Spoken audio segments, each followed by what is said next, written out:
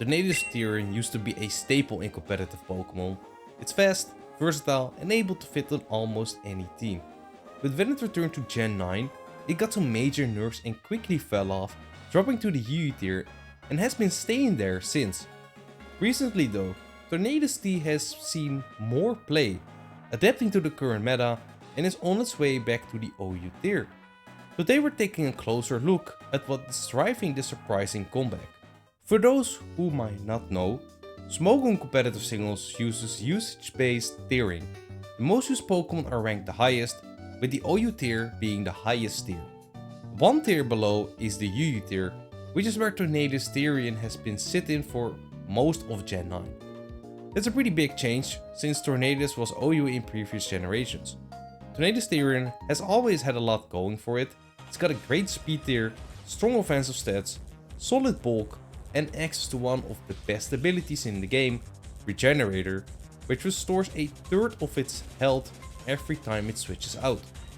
Combine that with strong flying step and hurricane, incredible coverage moves, a good mono flying defensive typing, and plenty of utility moves, and it's easy to see why it was so successful before. One of its most common sets in past generations included Hurricane, U-turn, Knockoff and Defog. Hurricane was its main step move, U-turn let it chip and pivot while healing with Regenerator, Knockoff crippled switch-ins by removing items, and Defog cleared hazards, which was especially important since Tornadus is weak to Stealth Rock and doesn't have recovery outside of Regenerator. When it comes to items, Tornadus has used several depending on the meta.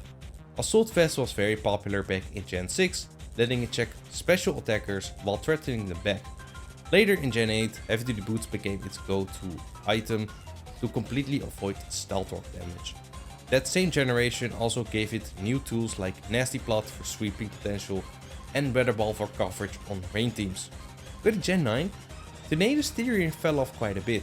It lost both Knockoff and Defog, which got it a lot of its utility and left it leaning to more offensive sets.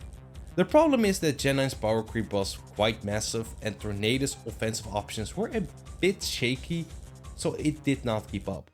So it dropped to UU and has been staying there. So why isn't it suddenly making a comeback? Well, Tornadus eventually got Knockoff back with the DLC, which restored a big piece of its utility. The meta also shifted. Early Gen 9 favored hyper offense and offensive teams more, but now balance and bulky offense are more common. That's exactly the kind of environment where Tornadus thrives, chipping away with Knockoff and U-turn while staying healthy with Regenerator. Players have started experimenting with multiple builds again, a classic Assault Vest set, pivot setted boots, and even Nasty Plot sets with Life Orb. Tornadus also picked up a new signature move in Gen 9 thanks to Legends Arceus, Bleakwind Storm, a 100 base power flying move with better accuracy than Hurricane and a 30% chance to lower the opponent's speed by one stage. It's become the staple flying move across all sets. Its coverage is also very flexible.